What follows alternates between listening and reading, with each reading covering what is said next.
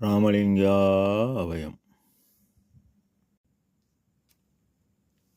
அருட்பெருஞ்சோதி அற்புத கடவுளே, அருட்பிரகாசம் பெருமானே, உலகலாம் போற்ற ஒளிவடிவனாகி இலக அருள் செய்தான் இசைந்தே திலகணன நானே சன்மார்க்கம் நடத்துகின்றேன்.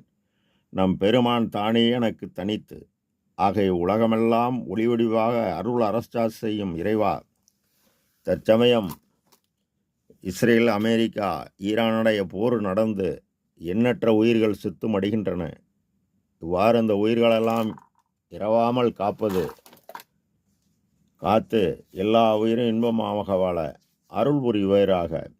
இந்த விண்ணப்பத்தை நமது சமரச சுத்த சத்திய சன்மார்க்க சங்க சாதுக்கள் எல்லோரும் செய்ய போர் நிறுத்தமாகி எல்லா உயிரும் இன்பமடைய நாம் பிரார்த்திப்போம் நம் குருநாதனிடம் தயவுடன்.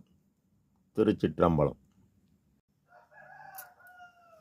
அருட்பெரும் ஜோதி. 28/2/2026 தொடங்கிய இஸ்ரேல், அமெரிக்கா, ஈரானுடைய போர் 11/3/2026 இன்று வரை 14 நாட்கள் தொடர்ந்து நடைபெற்று கொண்டு வருகிறது. இதுவே பல பேர் உயிரிழந்ததாக தகவல் வெளியாகிறது. எண்ணெய் கிணறுகள் பற்றி எரிகிறது. காரணம், ஆன்மநேயம் இல்லை, ஒருமை உணர்வு இல்லை, தயவு இல்லை. இவர்களை தயவு உள்ளங்களாக மாற்றி போரை நிறுத்தி உலகோரை காப்பாற்றுங்கள். அருட்பெருஞ்சோதி ஆண்டவரின் பரிபூர்ண அருளை பெற்ற அருட்பிரகாச சர்க்குருவே, தயவு புரியுங்கள். இதுவே சமரச சுத்த சன்மார்க்க சத்திய சங்க சாதுக்களின் தயவான விண்ணப்பம். தயவுடன். அருட்பெருஞ்சோதி.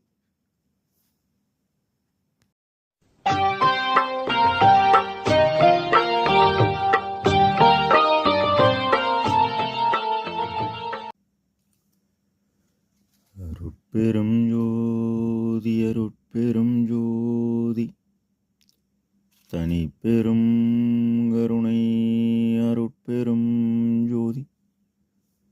எல்லா உயிர்களும் இன்புற்று வாழ்க, வள்ளல் மலரடி வாழ்க வாழ்க.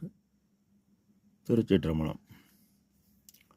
அருட்பெருஞ்சோதி ஆண்டவனின் பரிபூர்ண அருளை பெற்ற அருட்பிரகாச எம்பெருமானின் திருவடிகளை மனமொழிமையால் போற்றி பணிகின்றேன் தயவுடன். நாம் செய்த செயலின் விளைவாக இன்ப துன்ப அனுபவங்கள் யாவும் வந்து கொண்டே உள்ளது. அவ்வாறு வருகின்ற துன்பம் யாவும் பொறுத்து எல்லா உயிரும் இன்பமாக வாழ எண்ணி நாம் செயல்பட்டாலே நமக்கு ஆன்மலாபம் கூடும். நம் பெருமான் ஞான சிதம்பர வெண்பா என்ற தலைப்பில்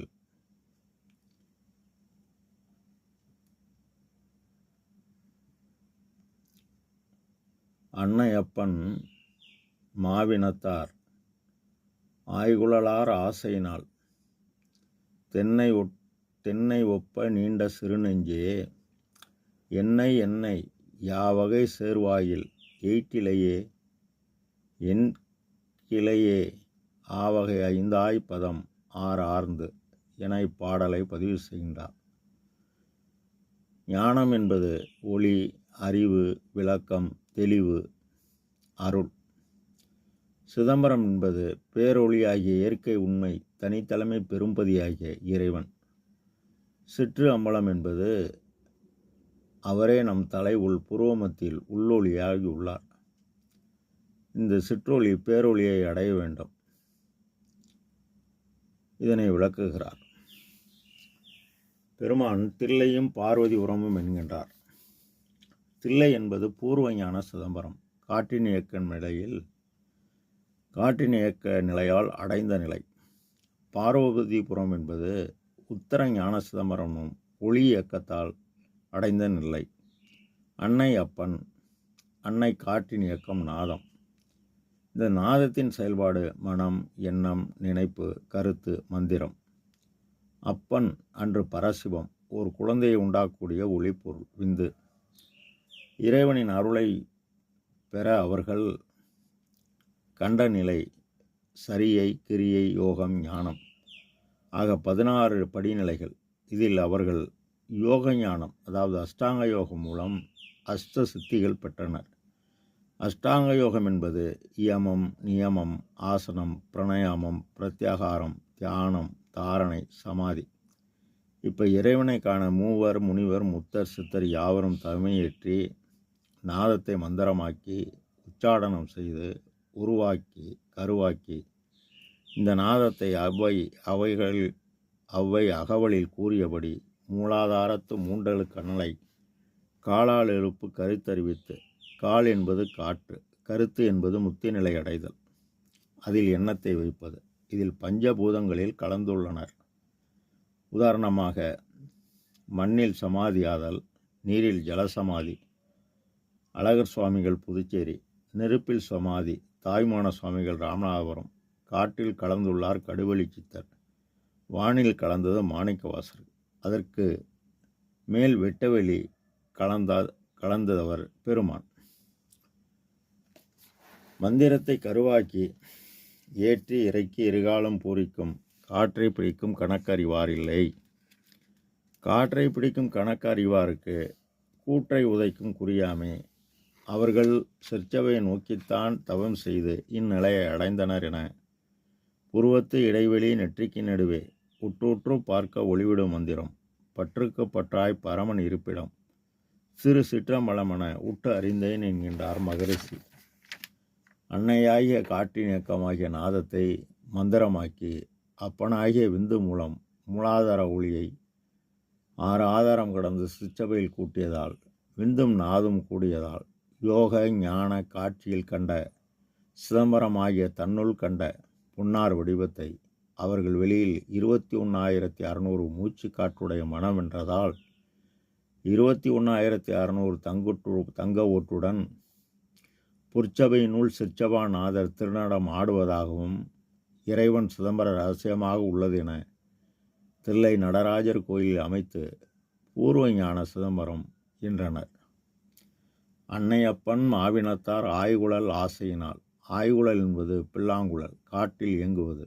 அதுபோல உலக மக்களின் எண்ணம், மனம், காட்டினேக்கமாகிய நாதம் ஆசையினால் உலகியலில் மண்ணாசை, பெண்ணாசை, பொன்னாசை கொண்டு தென்னை ஒப்ப நீண்ட சிறு நெஞ்சே, தென்னை மலம் வளர்வது போல் உலகியல் அழியும் பொருள் மீது விருப்பம் நீண்டு கொண்டே இருக்கும். இந்த உலகில் தனக்கு கொடுக்கப்பட்ட கடமை முடியும் வரை தேவை உள்ளது. எண்ணம் என்பது 80 கோடி. அது நினைக்கும் தொழிலை நிமிடமும் மறக்கவில்லை என்பார். தேவை உள்ளவரை மனம் வேலை செய்யும். உலகில் தேவை முடிந்தால்தான் அருளியல் தேவை கருதி தேடல் தொடங்கும். என்னை யாவகை சேர் வாயில் எயிற்று தில்லை. உலகப் பிறப்பு புல் தொடங்கி 6 மனிதர் வரை தொடர்கிறது.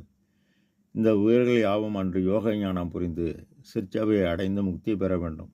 இவ்வாறு முன்னேற ஆவகை 5 பதம் பஞ்சபூத நிலை 5 ஆராய்ந்து அதை வென்று 6 ஆதாரம் பற்றி நிராதாரம் சென்று பட்டாட்டானை பற்றினால் முத்தி நிலை அடைந்தனர். அது அன்றைய நிலை. ஆனால் இன்று உத்தரஞான சிதம்பரம். முன்பு கண்டது முத்தி என்பது முன் நிலை ஒரு சாதனம், சித்தி என்பது நிலை சேர்ந்த அனுபவம் எனவும் இப்பொழுது வருகின்றது ஞான மெய் சித்தி நிலை. அதாவது உத்திரம் என்பது விடை பதில், ஞானம் என்பது பேரறிவு, பேரொளி, பேரும் தெளிவு. சிதம்பரம் என்பது சிறிய மேலான நிலையுள்ள அகரமாகிய ஆன்மாவுள் 8 எலும்பு பெற்று உள் ஒளியாக நின்று ஜீவனை இயக்குகிறார். எதுவாயினும் இயக்கும் சக்தியாகிய ஒளியாகவும் இயங்கும் சக்தி ஆற்றலாகவும் உள்ளது. ஆற்றல் என்பது காற்று, சக்தி, பவர். வடலூர் நம் அண்டத்தில் வடபாகம் நட்சத்திர பிரகாசம், கிழக்கு பாகம் சந்திர பிரகாசம், மேற்கு பாகம் சூரிய பிரகாசம், தெற்கு பாகம் அக்னி பிரகாசம். வடக்கே நின்று தெற்கே வணங்கணும். அதாவது நட்சத்திர பிரகாசத்தில் உள்ள ஆன்மா அக்னி பிரகாசமாக இறைவனை அடைய வேண்டும். அதனால் வடலூர் நின்று போய் தெற்கே வணங்கணும். தெற்கு சாகாக்களை, நித்திய தேகத்தையும் ஞான சக்தியையும் பெறுவதற்கு உரிய இடம். இதனை உரைநடைப்புக்கம் 349 அண்டபிண்ட திசைகளில் நம் பெருமான் கூறுகிறார். ஆக பார்வதி என்பது மனம், புறம் என்பது இடம், மனம் பரோபகார செயலாகி ஜீவகாருண்யம் செய்து உபகார ஆற்றல் பெற்று இந்த ஆற்றலை உபகார சக்தி ஆன்ம அறிவுடன் கூட்ட உலக அறிவு கடந்து அருளறிவு பெற வேண்டும். அருளறிவு ஒன்றே அறிவு, மற்றெல்லாம் மருளறிவு என்று வகுத்த மெய் சிவமே என்கின்றார். ஆக இந்த ஜீவன் ஆன்ம அறிவை கொண்டே அறிய வேண்டும். இந்த ஆன்ம அறிவு மனித தேகத்தில் எங்கும் பரவி உள்ளது என்கின்றார். அன்னை என்பது தனி சக்தி, தடையற்ற இயக்கமாக காற்றின் இயக்கம். அப்பன் என்பது பேராற்றல், பெரும் சோதி, பேரறிவு, தனி சிவம் எல்லாவற்றையும் இயக்க இந்த தனி சக்தி இயங்குகிறது. இது அண்டத்தில் உள்ளது யாவும் பிண்டத்தில் உள்ளது. சிகரமாகிய பேரொளி அகரமாகிய சிறிய ஒளியாக உள்ளது விந்து. வகரமாகிய பேராற்றல் உகரமாகிய சிறிய ஆற்றலாக உள்ளது நாதம். மா இனத்தார் மிகப்பெரிய இனம் கூட்டமாக உள்ளனர் மனிதர்கள். ஆய்குழல் காற்றின் இயக்கம், ஓசை, நடனம், எண்ணம், நினைப்பு, கருத்து, செயல் யாவும் ஆசையினால் விருப்பம். இந்த விருப்பம் நிலையில்லாத பொய்ப்பொருள் மேல் வைத்ததால் ஆன்மா ஒளியிலிருந்து மரணம் அடைகிறது.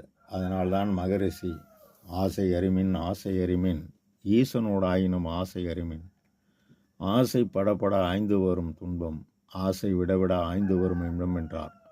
பெருமான் உலகில் வாழ்ந்து தன் தேவை போக மீதமுள்ள பொய்ப்பொருளை எவ்வித ஆதாரமில்லாத ஏனைகளுக்கு தினசரி தடைபடாது காலம் உள்ளவரை கொள்கையாக கொண்டு உணவு வழங்க உனக்கு ஆற்றல் கூடும். இந்த ஆற்றல் மனதின் செயல்பாடால் தென்னை மரம் போல் மிகப்பெரிய வளர்ச்சி அடைந்து பேராற்றலானால் நீ பரோபகாரத்தால் பெற்றதால் உபகார சக்தி இந்த ஆற்றலை உன் ஆன்ம அறிவுடன் சேர்க்கும்.